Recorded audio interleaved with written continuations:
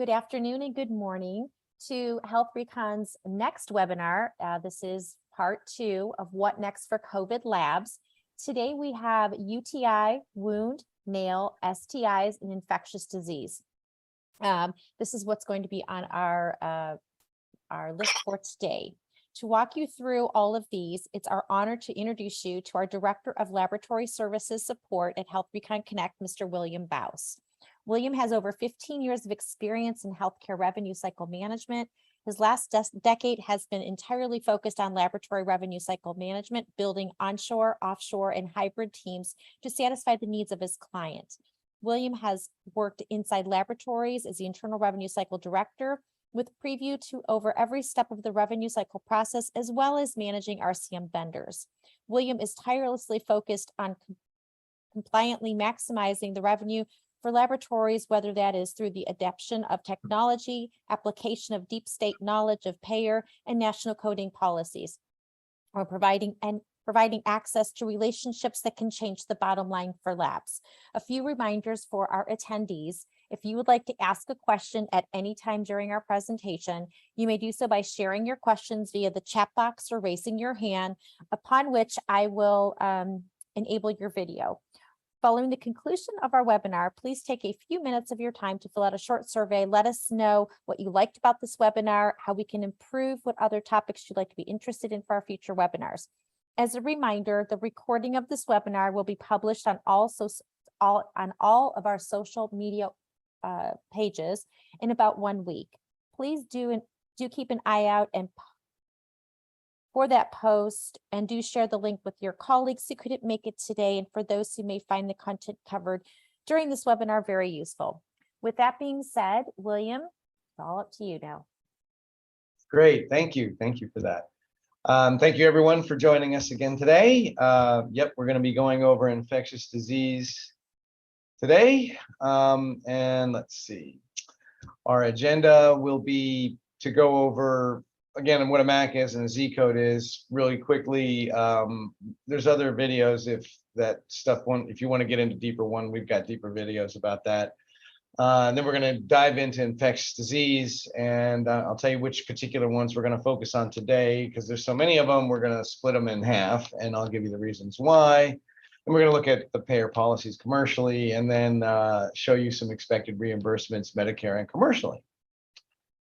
As always, and in particular today, we're going to be looking at things that have codes in them, and we're going to be talking about codes, but again, do not use the information that we're providing here without working with us directly on a particular panel. We're not providing you coding advice for your panels. There might be variations that I don't even bring up. A good example of that might be in the context of PCR coding. There are usually 3 choices, whether you're quantified, amplified, or direct probe, and I'm not even going to be discussing those kind of little details, but that would have a big impact on your coding.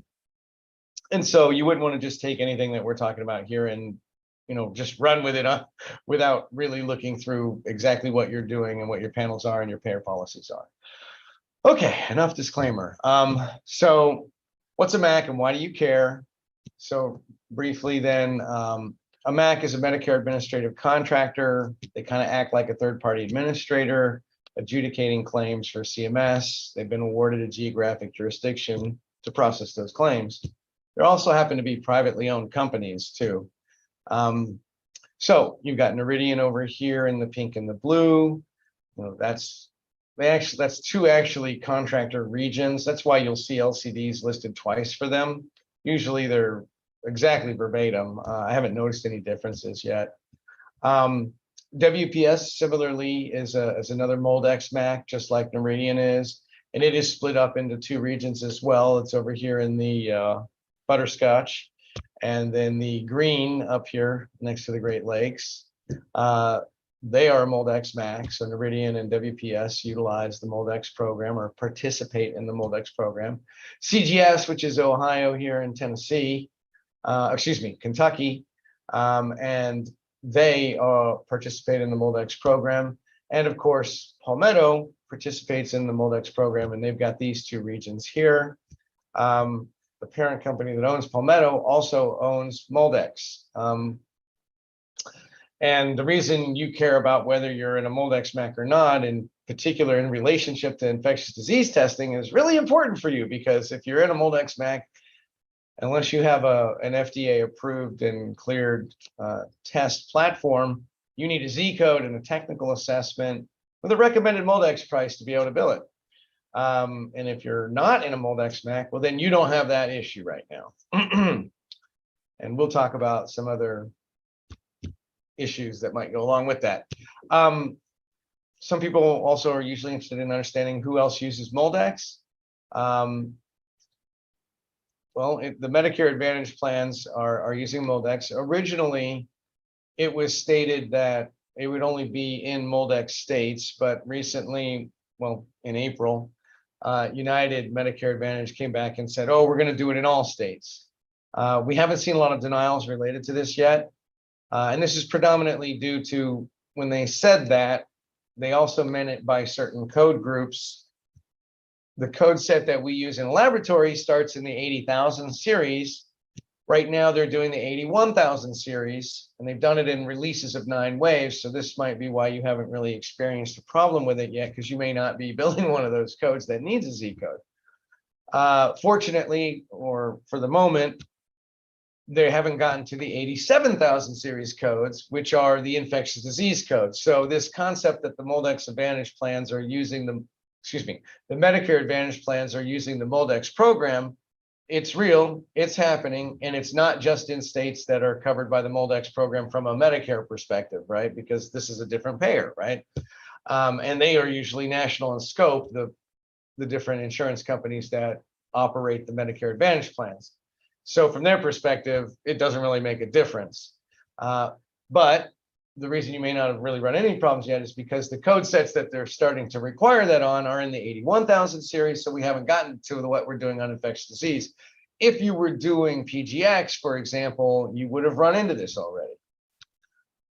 And it also depends on the different Medicare Advantage plans. They're not all doing it at the same time. Okay, United, then the other states or other companies that are using the MolDX program are Medical Mutual of Ohio, Fallon Health, and then BCBS of North Carolina. So, okay, what's a DEX code? Well, very quickly, it's an alphanumeric number. And what it's designed to do is, McKesson created the MolDX program. And in 2011, they were prescient enough to realize that the CPT codes that we have don't accurately describe what we're doing. And they knew 11 years ago that this would only continue to get worse. So the idea was, hey, let's make up a code that we store a bunch of information under, such as what instrument are you using, and what reagents are you using, and what genes are you looking at, and what variants are you looking at, or what alleles are you looking at exactly, and what kind of exact testing are you doing. That all gets incorporated into a Z code, so that at least when somebody presents that I'm doing this process, the payer actually has a really good idea of exactly what it is that you are doing. And that's what the point of a Z code is and was. So to get a Z code, you have to register on the DEX exchange, and we'll take a look at that. And within about 2 weeks, you're going to get, your approved Z code, but you're not done yet. You still need to pass your technical assessment, referred to as a TA a lot of the times. Once that TA is approved, depending on what CPT codes they've recommended for you, you may be given an unlisted code, and you may then have to wait for a price. But if you get a code that already has a price, then you're going to see your recommended MolDX price, and that's when you know you're done and you're ready to bill. So what this looks like, here's the DEX Diagnostics Exchange Registry. You come in here, you create a login, they answer some questions about, what your CLIA number, your tax ID is. Now you've got access into that portal. An interesting thing to do as well is you can go and register on that portal and not be putting in a Z code, because you might want to be billing for something that you didn't run, that somebody else did run.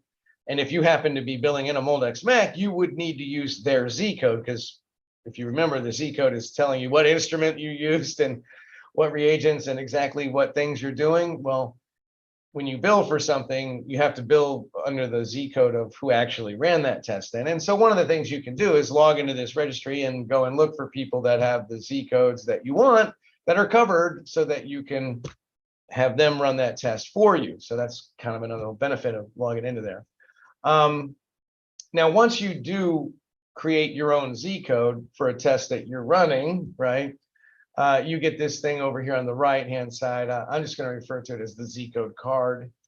And, you know, it's going to say who you are and all this stuff on the left here. And then right over here, it's going to have this DEX Z code, and it's going to be your Z code there. And then right under that will be the CPT codes you asked for when you put in your Z code.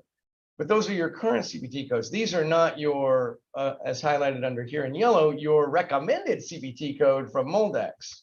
I'm not really sure why they've got a difference between MolDX and the DEX. I always see them come together.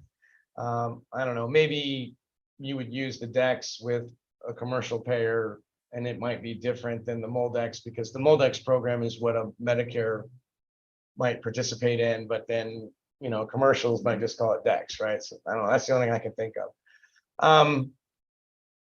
And so this is kind of really important. I mean, what we're actually looking at here is a pretty common type of UTI, and the way that it's been coded out would be similar to the way you would expect to code it out in a non-MolDX MAC. But when you're in a MolDX MAC, they're going to give you a code. Notice that it's always a recommended CPT code. There's no S on it, and that's not an omission, right? I mean, notice up here, they very well expected you to be using multiple codes. But pretty much for everything that you do on this DEX exchange, you're going to have one Z code to one CPT code. That doesn't necessarily mean you won't use multiple Z codes on a claim form, assuming that they're for separate indications, like in the context of PGX that we talked about last week. In this context, though, you're going to have them assign you an 87999, which is the unlisted code for microbiology. And the problem with that is, well, you don't really have a fee schedule for that because that's what an unlisted code is. And so you would normally plug in the codes that you would normally bill to say, hey, this is kind of the idea of how much I thought I should get paid so that you can go through your gap bill process and then you'll get this MolDX recommended price. That does not happen until after you complete your technical assessment successfully. But if and when you do that, then that's what you're going to get. Okay. There always seems to be a lot of questions about, do I need a Z code or not? If you're in a MolDX state, so that was, remember, Noridian, Palmetto, WPS, CGS, that list of those states there. If you're in one of those states and you want to do infectious disease testing and you're doing it on a nucleic acid amplification platform, which PCR is one of the methods, and your test is not FDA approved and cleared and being used consistent with the IFU for that test, then you do need a Z code. So a quick way to think about it is, are you FDA approved or not? The answer to that is no, you need a Z code. If your answer was yes, you are FDA approved, well, you also, while you might be able to forego the Z code and technical assessment application, you would still need to be in compliance with the billing and coding article and utilizing the diagnostic codes and the CPT codes that are in the billing and coding article. There's been confusion about this because they kind of changed stuff a couple of times. They took out some statements that said, oh, well, if you do use a CPT code and a diagnostic code, you don't necessarily need it.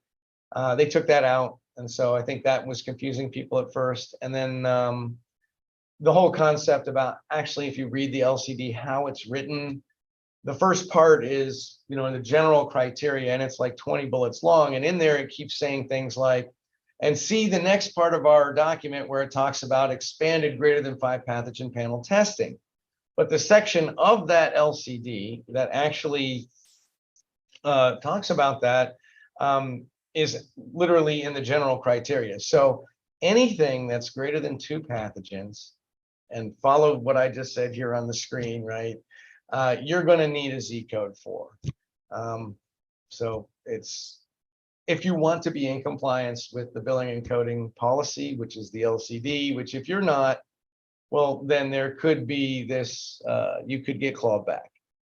And yes, people have continued to bill even after the implementation date of the LCD, which there is some variation in that for the different groups. I think it was WPS and Palmetto were both on,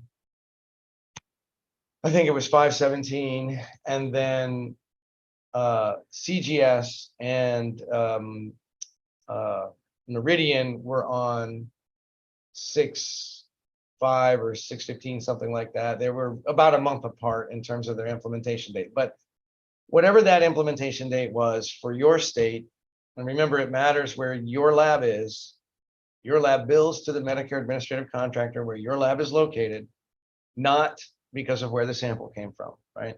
So if your MAC is located in one of those states, after 517 or 6/5, you were required to be in compliance with that LCD, or you are at risk of exposure to a clawback. And I know this because I actually talked to Palmetto about it, and I was with a group that had asked, well, what happens for our testing that was done prior to those dates of service? Would we be concerned about getting a clawback? And the answer was basically no. It was reviewed again by NILA in writing, and the answer was a little bit more expanded, and it basically said, probably not, unless we thought you were coercing nursing homes into changing their standard of care from culture to PCR. Well, then maybe we're going to look at you, right?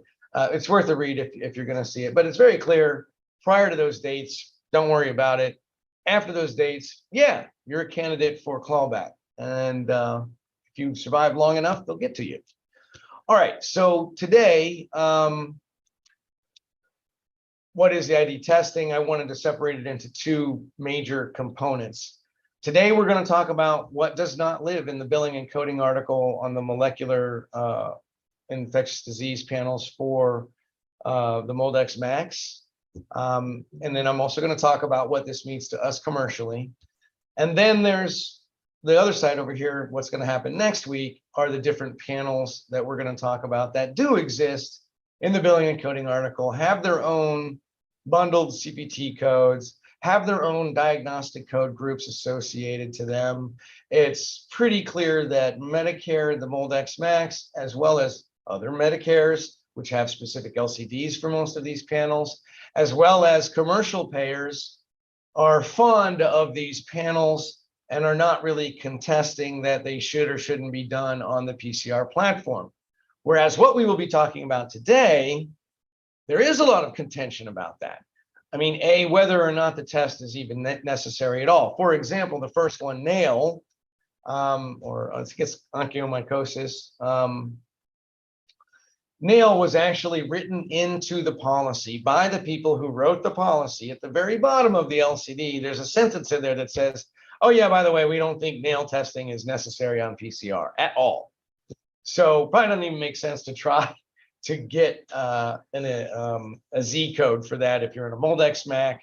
In a non-MolDX Mac, you don't have an LCD regarding this, and therefore you are still getting paid for panels related to nail fungal pathogens. Another panel would be wound. That's the hand that's cut there. That's supposed to represent wound. The black thing with kidneys is supposed to represent a UTI infection. The eye with the red thing, that's an eye infection. The joint is for joint and bone infections. And then there's dermatology infections as well. And none of those panels have bundled groups of codes. None of these panels have existed for as long as these other bundled code panels have, which makes them suspect from a payer's perspective on multiple levels. But in general, it is the same contention that the MolDX Macs have for a UTI. And the basic premise that they have is a problem with paying for PCR pathogen testing from these sample sites is the concept of the false positive or the ability to pick up bits of pathogens that are not causing the infection. And because there are no clinical trials that have occurred to address this problem that have then been peer reviewed and accepted, nobody has received their UTI technical assessment being approved. In fact, most people's technical assessments, even for the ones on the right-hand side, are not getting approved, and we'll talk about those when we talk about those panels. But right now, you can basically kind of think of UTI as being the tip of the spear in terms of these other types of panels that you might even refer to as stacked panels, which is typically considered a bad word, but the way that you have to bill for these panels is by individual pathogens. So if the pathogens are medically appropriate, then it is appropriate to utilize individual pathogen codes, which is typically how these panels are formed from a coding perspective. Let's move on. So I call them infectious disease orphans. This is predominantly because when you look at the LCD, there's a code group called Code Group 8, and that's where all the codes for these kind of panels live, all the individual pathogen codes. And Code Group 8 has no associated diagnostic codes because the diagnostic codes would vary even across the individual pathogens based on the site of infection. And so it's very difficult for that to get put together. So the expectation is, well, you don't have a bundled code. If you're in a MolDX MAC, you're going to need a Zcode. You're going to need your approved technical assessment, and you will get an 87999. They're not just going to say, sure, let's use some of these codes and some of these not codes. They're going to give you an 87999.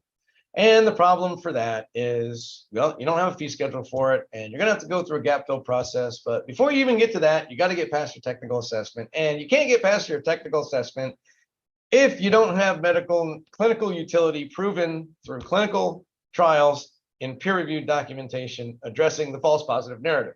Until that happens, you're probably not going to get anything done on a UTI, a nail, or a wound, or a skin, or an eye, or a bone. To a lesser degree, the STIs. I do believe that there's been indication that some STI panels have been approved with a Zcode and a technical assessment for some of the bigger labs like LabCorp and Quest. Now, in a non-MolDX MAC, so that's Novitas, that's First Coast, and that's NGS, not to be confused with next generation sequencing, but National Government Services.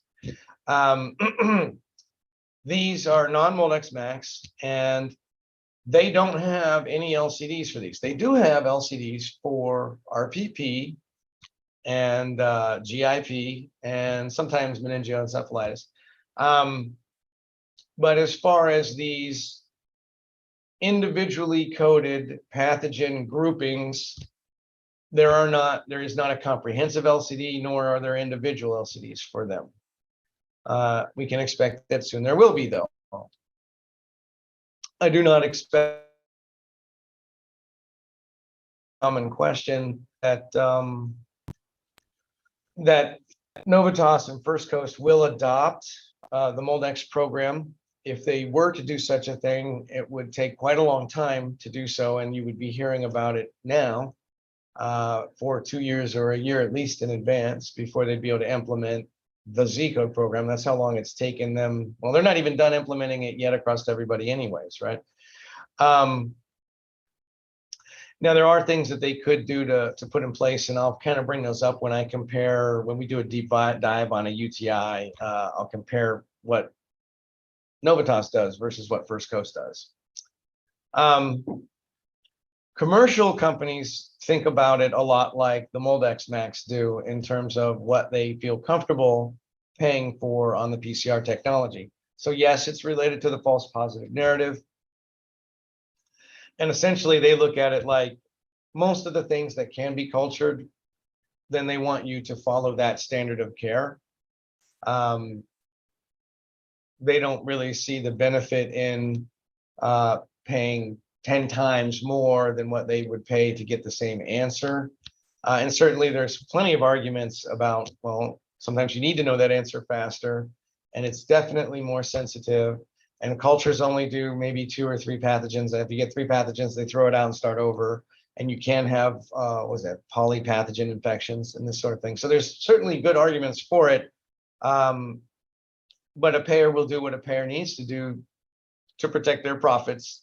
And that would be to try to restrict us to utilizing the cheapest methodology, even though it may not be the best. And so we're going to have to go about proving to them that it's worth doing this for all of the advantageous reasons that we could list down. And in general, commercials have wildly varying different ways to not pay for these individual pathogen code sets. And we'll take a look at that. Let's see. So let's start looking at those commercial payer policies. Let me be a little bit dry, so I will try to make it as interesting as possible.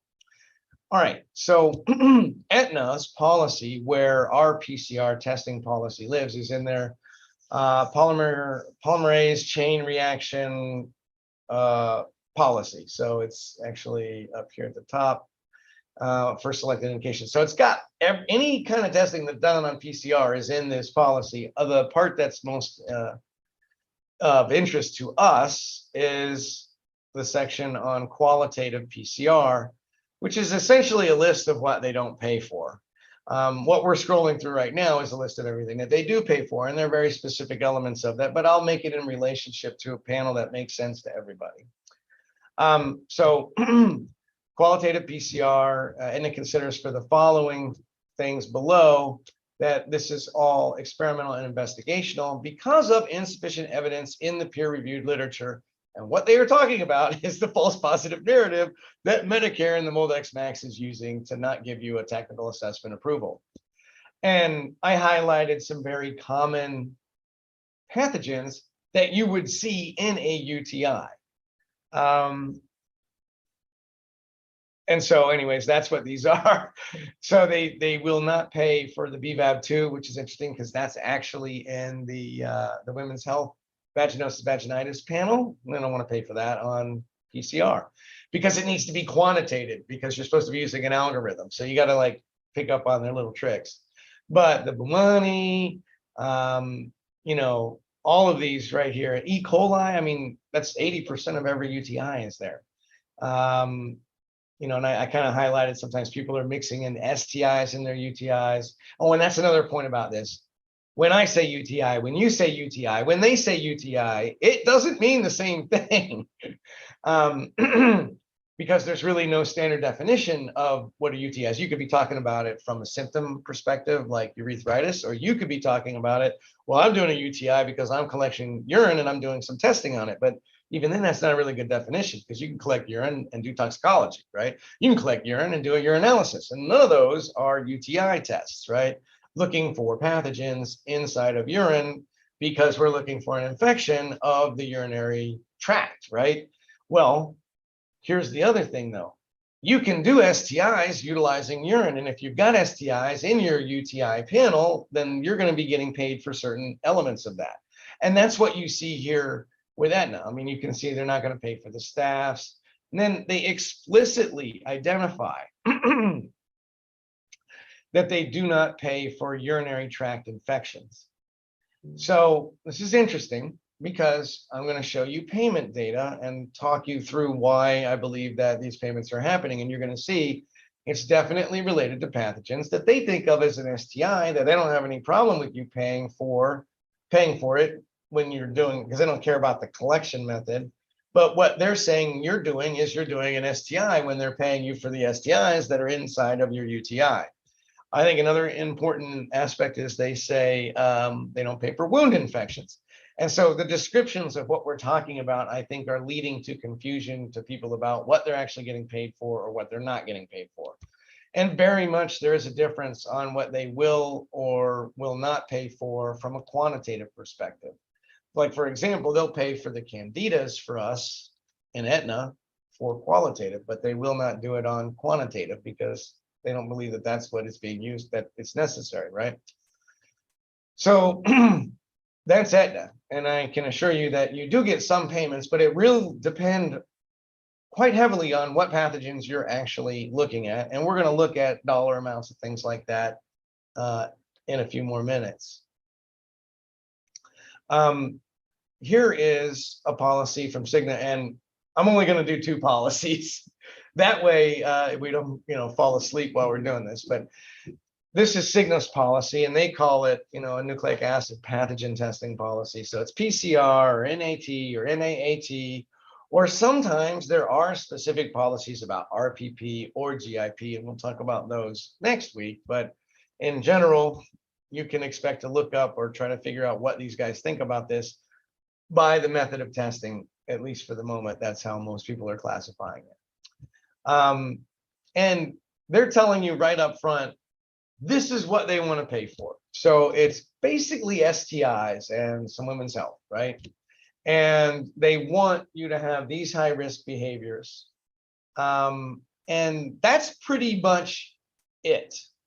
In addition, one of our main go-to codes is 87798.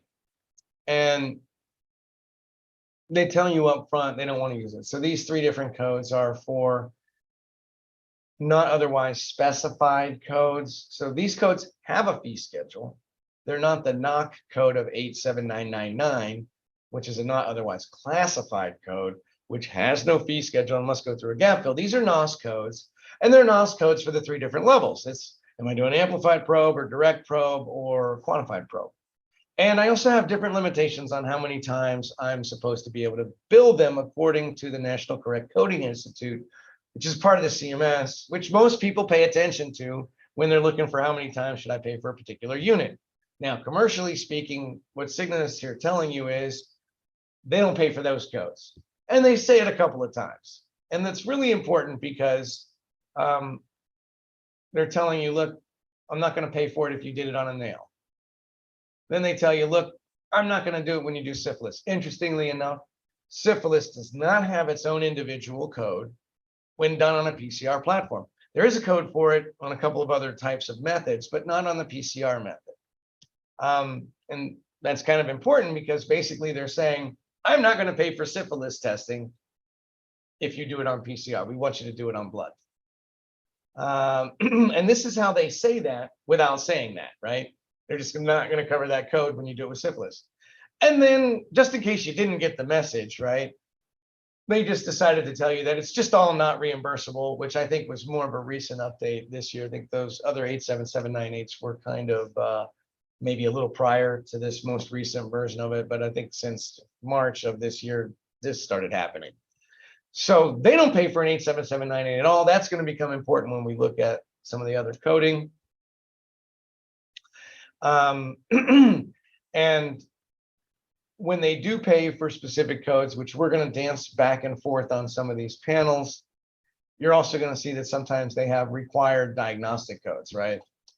For the different types of pathogens that they want to pay for.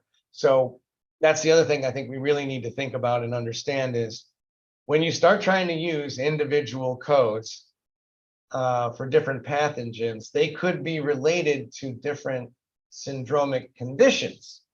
Whereas, a cough, the respiratory collection of cough and fever type of symptoms could be occurring because of the same pathogen that you might see in a UTI or in a wound infection even. They're not all the same, of course, but there are definitely pathogens that cross over, which makes this very, very difficult for people to try to say, okay, if you're going to build this code, you must have that diagnostic code. Because they don't know what we're doing. When I put these codes down, they don't know whether it's a UTI or a nail or a wound, unless that pathogen is only in, say, nail, like a certain kind of fungus, right?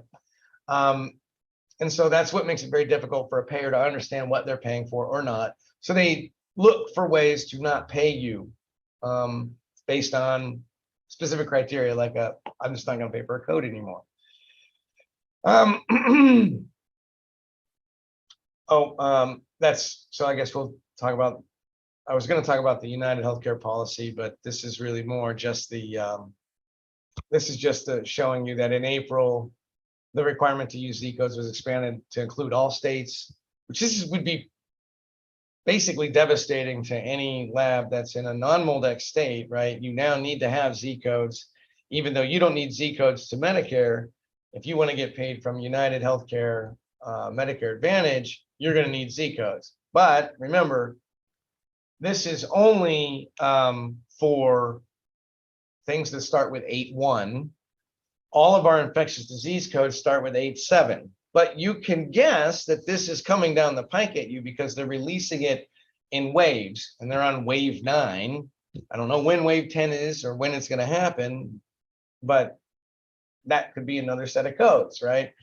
But for right now, you don't have to worry about it if you're doing infectious disease, but you would if you were doing pharmacogenomic testing, for example, and you wanted to get paid from a Medicare Advantage plan.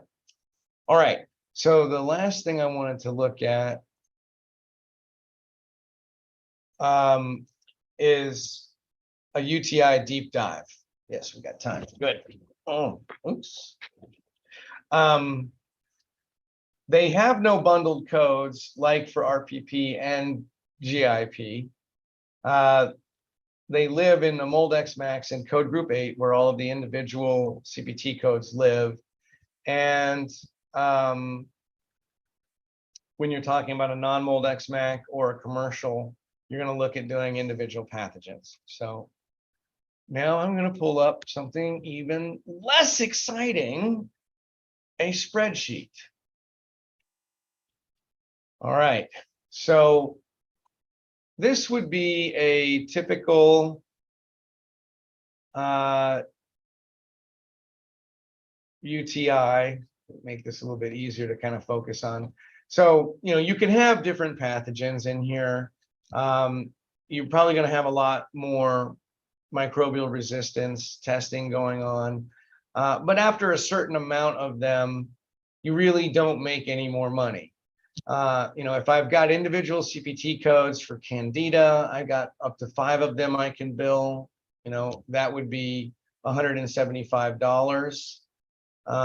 This panel actually only has 4. You could have added another one in and had 5, right? You'll see E. coli a lot, and then you'll kind of see these kind of pathogens typically in a UTI. This is just one version of it. There's many different versions of a UTI. I would think of this as, I don't know if the word clean is the right way to think about a UTI, but I call it clean because it does not incorporate STIs. If you're going to have STIs in your UTI, you should definitely think of that as a separate set of indications, and you should record it as so.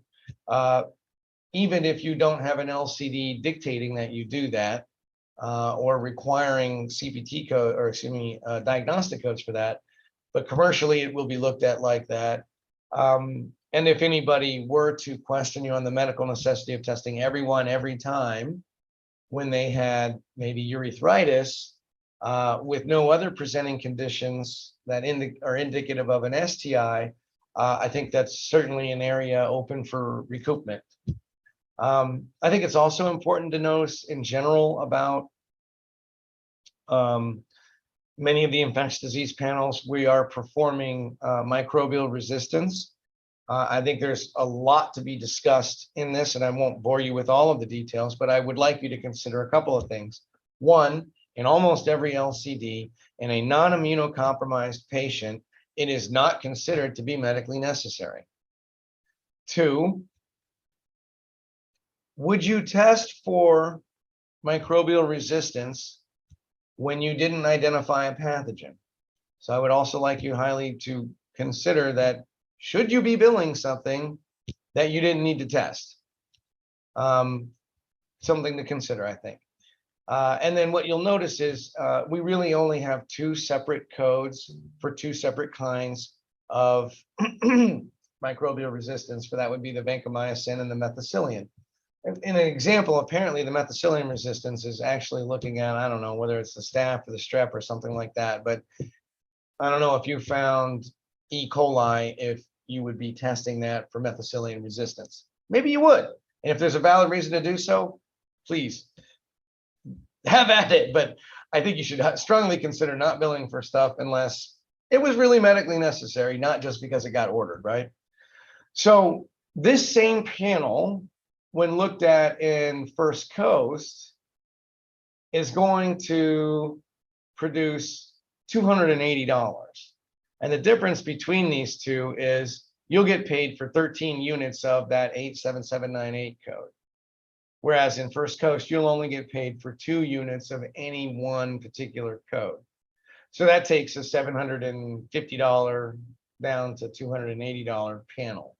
And that's just because of the variation between 2 MACs and how they process their claims. Obviously, I'm not going to even talk about Novitas, Palmetto, CGS, or WPS, because you shouldn't be billing them because you don't have a technical assessment approved. Now, there are people that have continued to bill it, and they have continued to get paid. This is because Medicare is pay and chase. Because Medicare pays you in no way means that you've been certified or justified or it's correct to be billing them.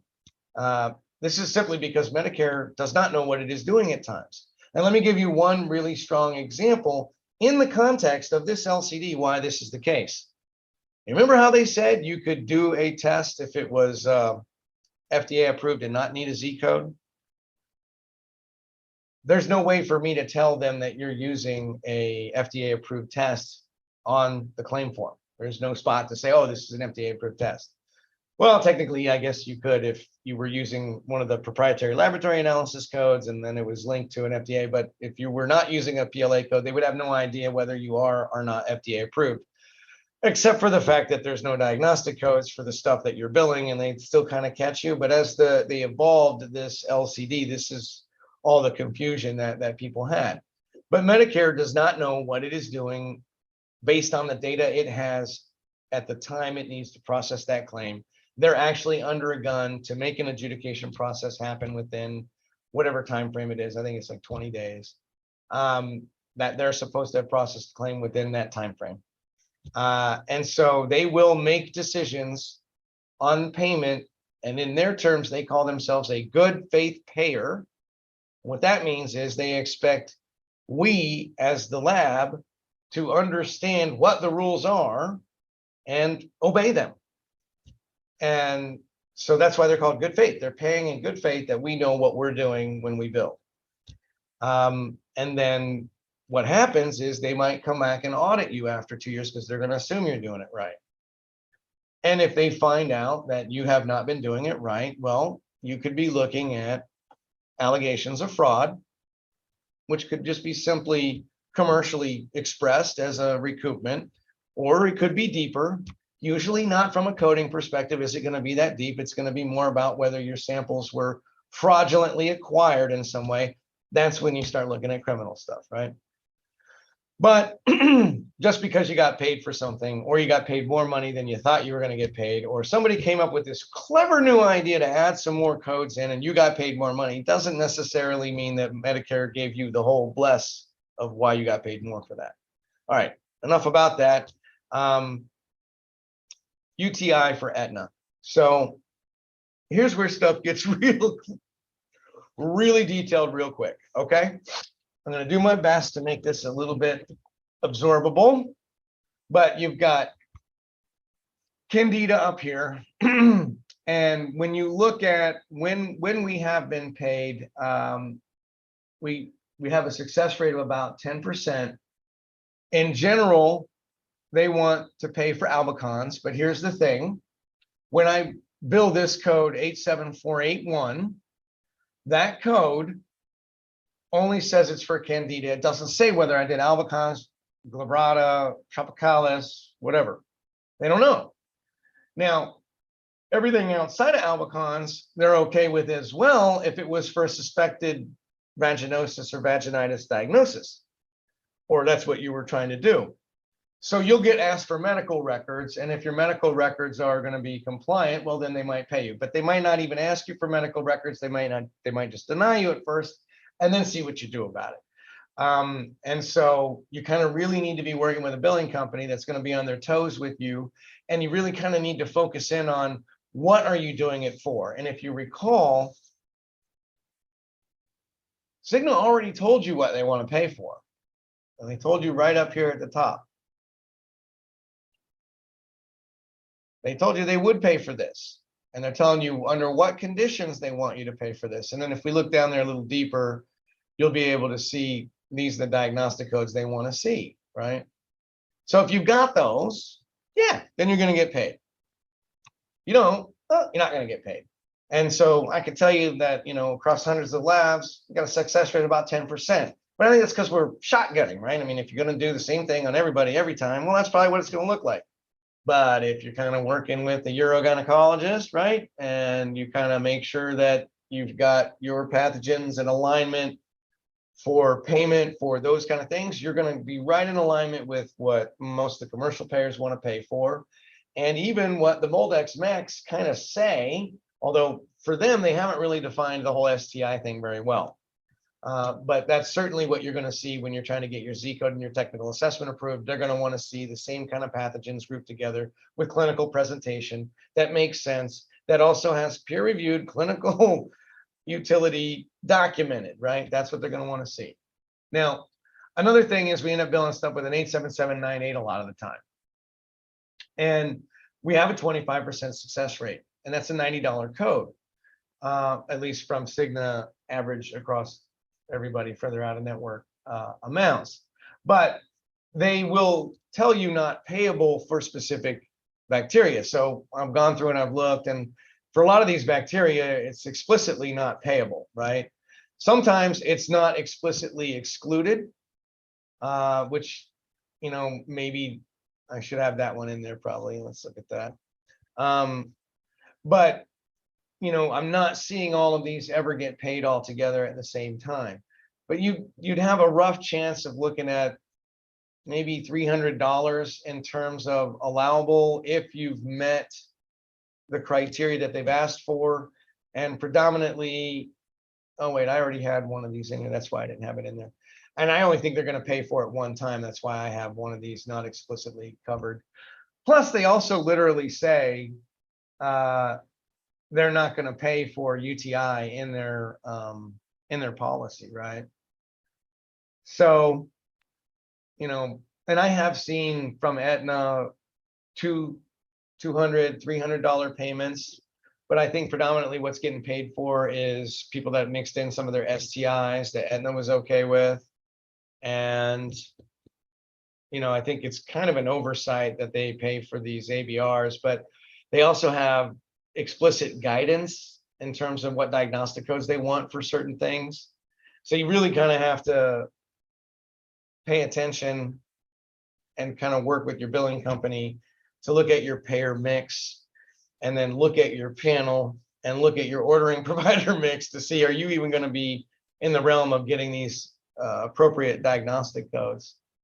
Cigna, a little bit more straightforward. I mean, you know, the 87798s are just not reimbursed. But, you know, they've got, you know, they'll pay for the strep and some of the staff, right? And then everybody seems to be okay with this Candida stuff. For whatever reason, I guess it's understood that the STIs are something that you want to get back pretty quick. And so they seem to be okay with paying for STIs and any viral targets on PCR. That's really I think the general way to think about all this. And with UHC, what's interesting with them is when you look for their policies as they are printed, it's really mostly whatever Medicare says. But they literally, for their commercial policy, do not appear to have an explicit policy that I've been able to identify at the moment for PCR, for example, or for UTI or a nail or a wound or anything like that. Certainly they have it for RPP and GIP, the meningioencephalitis one, and I think they have something for blood sepsis too that's specific. But really the policies, when you see them written for these non-specific kind of stacked scenarios, they're just really quoting Medicare, and it's for their Medicare Advantage plans, which, as you now know, are going to require Z codes, right? But, you know, we've got about an average of 16% success rate with any one of these CPT codes for them. So there is payments, there are payments, but it's really looking to me like this is mostly a Medicare play. So I would like to open the floor for any questions. We've got another 10 minutes. William, there's one question that came up earlier. So somebody had asked an anonymous attendee to confirm if you are in the Novitas, you do not need to register for DEX exchange. For your Medicare Novitas, no, you do not have a requirement for Zcodes, but you are going to see the requirement for Zcodes for Medicare Advantage plans. Notably, United Healthcare on October 1st, 2021, originally said that you needed Zcodes if your lab was in a Medicare Administrative Contractor region that used Zcodes, the MolDX program. Later on, in April of 2022, they expanded that to include all states. So that means for you in Novitas with a Medicare Advantage plan from UHC and likely others as well, you will be required to have a Zcode if you want to get paid from them. Now, even further complexity to that. Right now, it's only for codes that start with 8-1. So not for your infectious disease yet.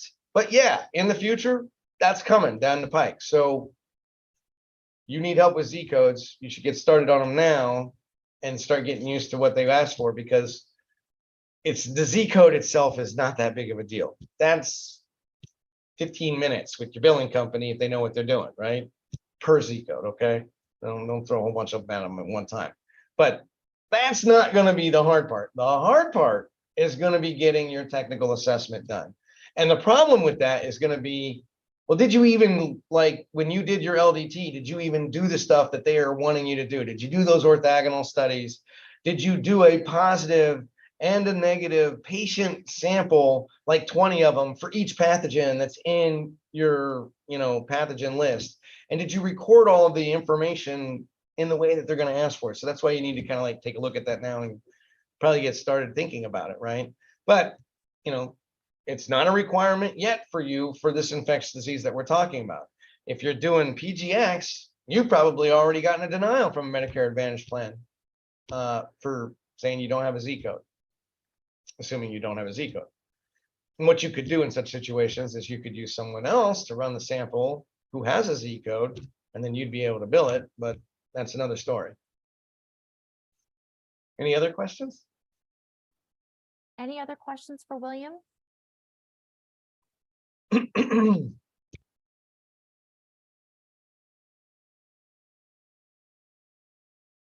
don't see any other questions, William. All right. Lovely, lovely. Well, next week, the plan is to go over what actually exists in the billing and coding article, which is going to be RPP of less than 5 or greater than 5, GIP of less than 5 or greater than 5, on MolDX Max versus non-MolDX Max versus the commercial payer policies. For example, Cigna only pays for 3 to 5 pathogens on the GIP, but Blue Cross Blue Shield in some states will pay for the first and the second tier with just a diagnostic code of diarrhea, but you would need an immunocompromised diagnostic code for later. So that's the kind of stuff I'm going to get into with RPP and GIP and meningoencephalitis and blood sepsis and the BVAB panel. And so, yeah, that's what we'll be going over next week. Perfect. Perfect. With that, I'd like to thank everybody for joining us this afternoon and morning. I will be sending out an email which will have a copy of this webinar recording.